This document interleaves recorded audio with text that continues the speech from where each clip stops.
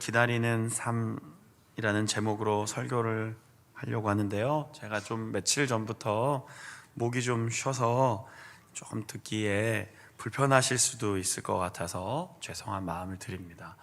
하여튼 목이 풀리는 좋은 건 다 먹어보고 있는데 확실히 말을 좀 안 해야 되는데 말을 안 할 수 없는 이렇게 역할을 하다 보니 조금 목이 이렇게 쉬었는데 그래도 기도 열심히 하는 목사님 같지 않습니까? 그렇게 이해해 주시고 좀 목소리가 좀 갈라지거나 좀 그래도 양해해 주시면 감사하겠습니다. 며칠 전에 국방일보를 보다가 재미있는 기사를 하나 읽었는데 PPT 좀 열어주시겠습니까? 기사 제목이 질문을 바꾸면 생각이 바뀐다 였습니다. 글 쓴 사람은 버틀런트 러셀의 행복의 정복 이 일부를 소개해 줬는데 깨달은 것이 있었대요. 저 문장이에요. 거지는 부자를 부러워하지 않는다. 형편이 조금 더 나은 다른 거지를 부러워한다. 의미심장한 얘기 아닙니까? 나와 너무 먼 어디 대기업 총수 유명한 어떤 사람 나랑 너무 다른 거예요, 삶이. 그런데 내 주변에 나보다 한 걸음 먼저 가고 있는 사람, 한 발짝 앞선 사람, 나보다 조금 더 가진 사람, 예측되는 그 사람이 부러운 거예요. 근데 이게 부럽다 못해 나중에는 어떻게 되냐면 원망하고 불평한다는 겁니다. 유명한 기업의 회장님 때문에 여러분 불평할 일 없잖아요. 여러분들이 어떻게 만날 수 없는 그 유명한 분들 때문에 여러분 불평할 일 없잖아요. 그런데 가까운 가족 때문에 불평하게 돼요. 원망하게 되고 늘 살아가는 성도님들 만나다가 관계가 불편하게 돼요. 참 신기한 거죠. 여러분들은 혹시 대림절 기간을 무엇으로 채우고 계십니까? 혹시 지난 한 주간 우리 12월 첫 주간이라 특별 새벽 기도도 하고 열심히 모였는데 혹시 그거 하고 나서 불평과 원망으로 꽉 차 있지는 않으셨습니까? 대림절 두 번째 주일, 오늘 초도 이제 2개 정도까지 켜졌죠. 저게 이제 5개까지 켜지면 성탄절이 오거든요. 구약 성경에 약속되었습니다. 하나님은 메시아를 보내신다고 하셨습니다. 그 오신 예수님의 태어난 성탄을 축하하며 보내는 기간입니다. 그런데 한편으로는 우리 위해 죽으시고 부활하시면서 그리고 승천하시면서 내가 다시 오겠다 했던 그 약속을 믿음으로 살아가는 절기가 대림절입니다.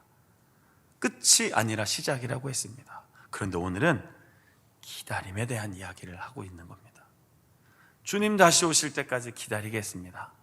깨어서 기도하겠습니다. 준비된 삶을 살겠습니다.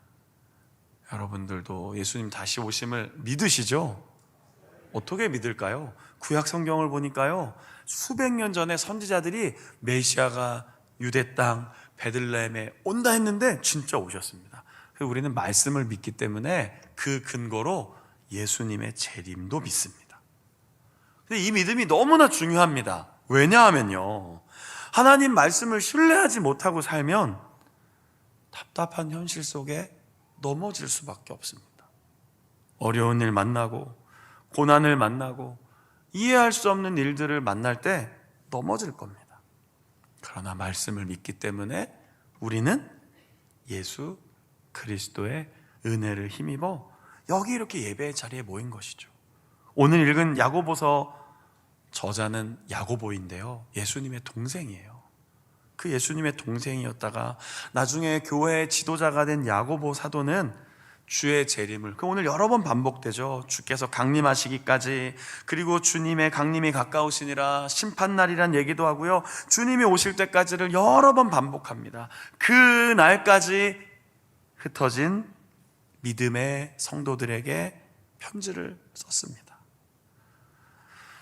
야고보서가 시작되는 첫 구절에는 흩어진 12지파라고 수신자를 기록해 놨습니다. 디아스포라라고 하는데 환난과 핍박 때문에 교회가 모여있다가 다 흩어져 버렸습니다. 그 흩어진 성도들이 굉장히 힘겹게 살아가고 있는 것을 듣고 믿음으로 살아간다는 것은, 주님을 기다린다는 것은 이것입니다 라고 편지를 쓴 거죠. 이 편지를 읽으면 읽을수록 이런 이야기가 들려옵니다. 힘내십시오. 잘 견디십시오. 잘 버티십시오. 자, 한번 해볼까요? 옆에 계신 분에게 힘내십시오. 잘 견디십시오. 끝까지 버티십시오. 위로가 좀 되십니까? 네.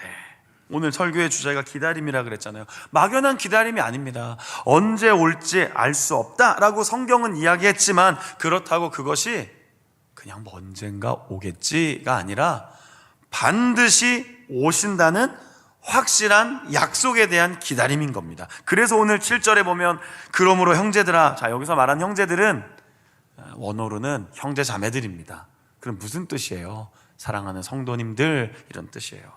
사랑하는 성도님들이여, 주님이 다시 오실 때까지 뭐라고 합니까? 길이 참으라 라고 얘기합니다. 참아야 합니다. 당시 기독교인들, 이 흩어진 12지파라고 알려진 이 성도들은 사회 경제적 약자였습니다. 1세기 사회는요, 절대 다수가 빈곤층이었습니다. 소수의 일부만 권력을 갖고 있었고 굉장한 부를 누리고 있었습니다. 더욱이 이 시대에 예수님을 믿겠습니다, 그리스도인으로 살겠습니다 라고 하면 부당한 대우를 받았습니다. 힘든 길을 선택한다는 뜻이었습니다. 오늘날은 기독교인이 되고 예수님을 믿는다는 게 그 정도는 아닙니다. 심지어는 이들은 순교도 각오했어야 했습니다. 예수님 믿다 죽을 수도 있다는 거예요. 그런데도 이들은 그리스도가 나의 삶의 주인이십니다 고백하며 모였다는 겁니다. 바로 그들이 언제 오실까, 언제 오실까 기다림에 지쳐갈 때 사도 야고보가 이렇게 위로의 편지를 쓴 겁니다. 어쩌면 예수님이 종종 설교하실 때 하루 일당 받는 품꾼들이 자주 나오거든요. 당시 그리스도인들의 실제 모습이었을 수도 있습니다. 호소할 곳도 많지 않았습니다. 억울한 일도 많이 견뎌야 했습니다. 예수님 믿는 것 때문이었습니다. 당연히 불평이 나왔을 거예요. 사람이 살면서요, 고난이 길어지고 어려운 일이 지속되면 마음이 메말라 갑니다. 어떠십니까? 이게 사람이 여유가 있어야 웃음도 좀 나오고요, 노래도 나오지, 너무 삶이 팍팍하면 마음속에서 자꾸 차가운 이야기가 나갑니다. 송곳이 자꾸 나가요. 따가운 가시가 나간다고요. 그런데 중요한 건 그걸 우리는 가까운 가족, 이웃, 교회 공동체에서 만난 사람들에게 표현한다는 거예요. 원치 않아요, 사실은. 누가 그걸 원합니까? 누가 교회 오면서 내 오늘 만나는 사람들을 두고 보자 막 한마디씩 해야지, 누가 그렇게 교회를 옵니까? 누가 예배의 자리에서 그런 마음을 결심하겠습니까? 그런데 예배를 드리고 나도 삶의 자리에서 너무 힘들고 고단하고 문제를 계속 만나면요, 마음이 차가워져서 나도 모르게 그런 얘기가 나가버려요. 쉽게 투덜댄다는 거예요. 여러분, 한 주간 투덜대지 않으셨어요? 특세 걸어갖고 투덜대셨잖아요. 아무도 아니라고 안 하잖아요, 지금 이렇게. 네, 두 분 아니라고 했습니다. 농담입니다. 진심으로 받아들이지 마시고 다 같이 기도해 주시고 함께해서 저도 막 주여 해갖고 목이 좀 쉰 거예요. 같이 함께 기도하며 12월의 첫 번째 주간을 우리가 깨웠습니다. 그런데 이상하게도 자꾸 어려운 일을 만나면 남 탓하고 투덜대게 돼 있어요. 제가 이로써 세 번째 소개하는데 사진 좀 올려주세요. 이번 주에 3번 소개했어요. 이거 서울의 대기업 부장님, 결국 그렇게 열심히 살고 그렇게 고생했는데 젊은 친구들에게 밀려났습니다. 공장으로 쫓겨갔습니다. 공장에 가서 뭘 해야 될지 모르고 방황하다가 겨우 하나 알게 됐는데 결국 자신이 하는 일로 공장 직원들을 내쫓아야 되는 일을 맡게 된 겁니다. 어떻게 했죠? 결국 포기했습니다. 내 손으로 이렇게 열심히 일하는 사람들 내보낼 수 없어서 자신이 희망 퇴직을 합니다. 그리고 짐을 꾸려서 집으로 돌아왔습니다. 아내가 벌써 왔네 했는데 남편이 자꾸 대답이 이상합니다. 눈치를 챘습니다. 회사 그만두고 왔구나. 뭐라고 했을까요? 저 아내가. 드라마 보셨죠? 수고했어. 못 보셨습니까? 이거 스포하기도 좀 그렇고 참. 예, 죄송합니다. 이게 스포하는 거면 그냥 정말 이해하시고 잊어버리십시오. 교회 문을 나설 때 하나님이 잊게 해주실 거라고 저는 믿습니다. 수고했어, 김 부장. 그랬습니다. 저렇게 사진처럼 안아주고 울었습니다. 얼마나 고생했는지. 그 마지막 순간에도 얼마나 마음이 흔들렸을까. 이해하고 안아주고 보듬어 줬습니다. 당연히 교회가 그래야 하는데, 당연히 그리스도인들이 이렇게 살아야 되는데, 당연히 우리 신앙인들이 이렇게 세상 속에서 정말로 다가가서 붙잡아주고 같이 울어주고 위로해야 되는데, 삶의 개인적인 아픔이 오면 이게 잘 안 된다고요. 내 몸이 아프면 잘 안 된다고요. 내 마음이 흔들리면 수고했어가 아니라 왜 나를 안 알아줍니까? 왜 나는 이렇게 힘들어야 됩니까? 왜 말씀대로 사는데 왜 더 인생은 이렇게 힘듭니까? 왜 나는 기도의 응답이 없습니까? 왜 목사님 설교와 달리 내 삶은 이렇게 팍팍합니까? 라고 메말라갈 수 있다는 거예요. 바로 그때 사도 야고보가 뭐라고 얘기합니까? 사랑하는 형제님들, 참으십시오. 사랑하는 성도 여러분들, 길이 참으십시오. 사랑하는 형제 자매들이요, 서로 원망하지 마십시오.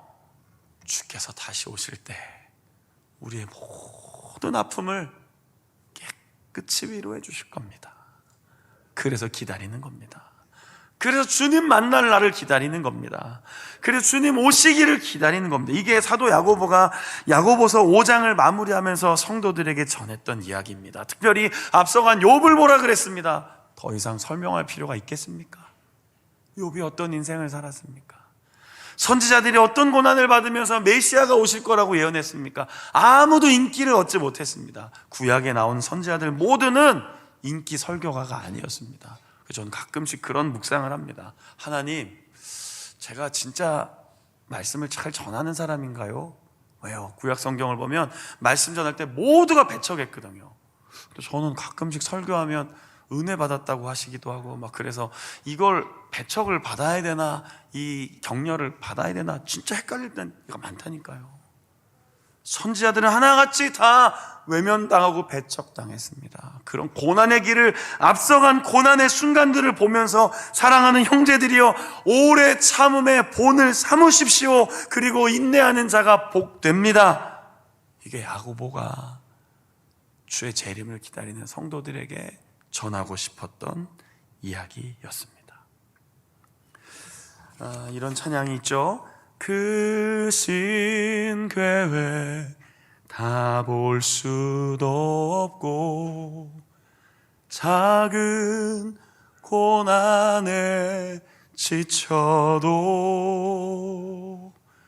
주께 묶인 나의 모든 삶 버티고 견디게 하시네. 다시 한번 해볼까요?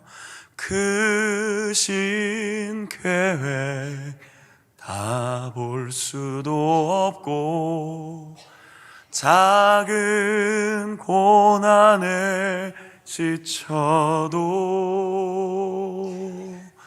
주께 묶인 나의 모든 삶 버티고 견디게 하시네. 그럼 이 찬양 어떤 찬양이죠? 좀 이따 봉헌 찬양에 부를 거예요. 은혜 아니면 살아갈 수 없습니다. 은혜 아니면 서 있을 수 없습니다. 그래서 오늘 7절에 뭐라고 얘기합니까?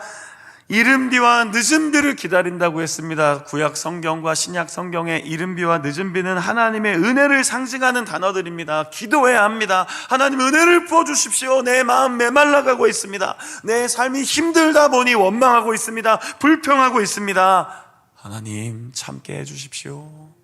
잘 견딜 수 있게 해주십시오. 그 자리에 서서 버틸 수 있게 도와주십시오. 동일한 고난 속에 있었던 성도들이 읽었던 편지가 하나 더 있습니다. 바로 히브리서입니다.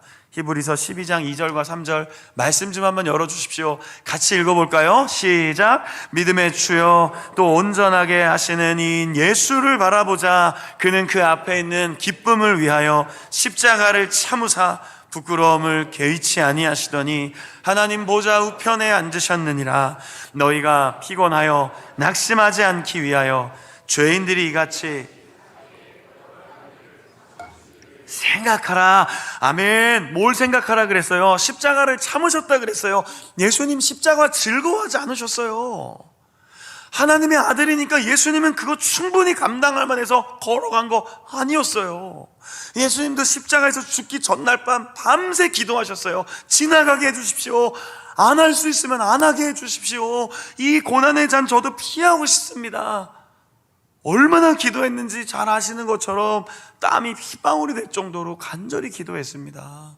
두려웠던 겁니다. 하나님과의 끊어지는 그 죄악의 심판을 자신이 담당하는 게 두려웠다고요. 그런데 예수님도 참으신 겁니다. 여러분, 좋은 게 어디 있습니까? 즐거울 리 있겠습니까? 고난이. 삶의 문제가 그게 웃음으로 대하게 되겠습니까? 그러나 참는 겁니다. 십자가를 참으셨던, 거역하셨던 것을 참으셨던 그 예수님 바라보며 성도님들 함께 갑시다. 그게 사도 야고보의 설교였습니다. 주님 오실 때까지 우리 인내의 열매 맺어야 되지 않겠습니까? 값진 인내의 열매를 맺고 언젠간 주님 만났을 때 잘하였다, 착하고 충성된 나의 아들, 나의 딸, 나의 사람들이구나, 분명히 그날 우리는 기대하고 소망하잖아요. 그래서 하나님은 교회를 허락하셨어요. 서로 붙잡아 주라고요.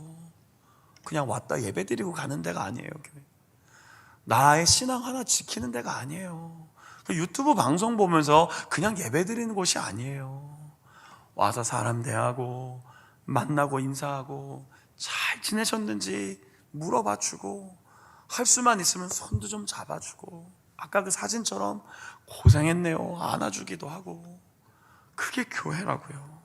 히브리서 10장 25절 26절 한 번 더 보겠습니다. 같이 읽어볼까요? 시작. 서로 돌아보아 사랑과 선행을 격려하며 모이기를 패하는 어떤 사람들의 습관과 같이 하지 말고 오직 권하여 그 날이 가까움을 볼수록 더욱 그리하자. 아멘.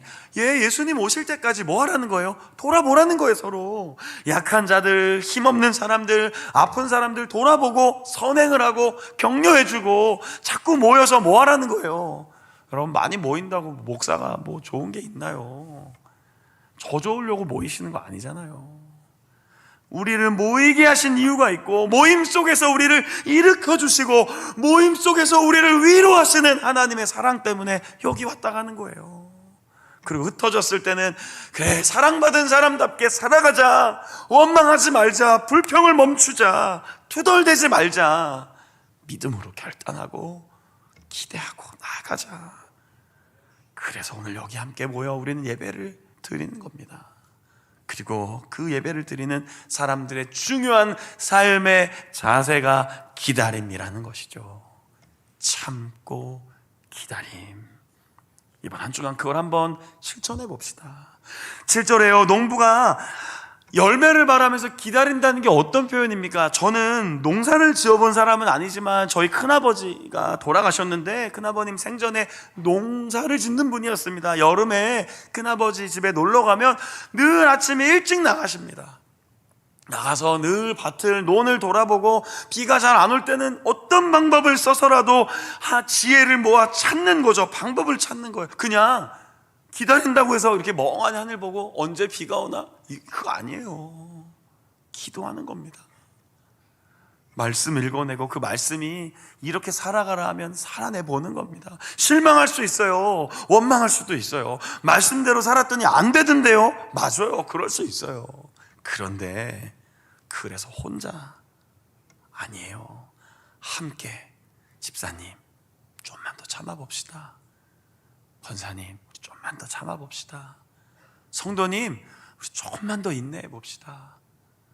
그게 바로 사도 야고보가 주에 오실 때까지 우리가 드러내야 할 자세라고 알려준 겁니다. 길이 참고 원망하지 않는 삶, 서로 위로하고 사랑하며 방법을 찾는 교회, 지혜를 모으는 교회, 그리고 기도하는 교회, 거기에 하나님이 늘 함께 해 주십니다. 그 하나님 의지하며 여러분 12월에 대림절 두 번째 주간 힘있게 살아가십시오. 힘내십시오. 그리고 견디시고 버티시고 믿음으로 살아내십시오. 거기에 하나님께서 아름다운 열매를 맺게 해 주실 것입니다. 오늘 그거 바라보면서 서로 한번 붙잡아주십시오. 옆 사람 한번 손도 한번 잡아주세요. 네, 집사님, 권사님, 장로님, 안수집사님, 성도님 힘내십시오. 자, 합시다. 힘내십시오. 잘 버티십시오. 잘 견뎌내십시오. 하나님께서 좋은 열매를 우리에게 허락해 주실 것입니다. 12월 한 달 그렇게 붙들어주며 함께 걸어가는 우리 자운교회 되기를 예수님의 이름으로 축복합니다.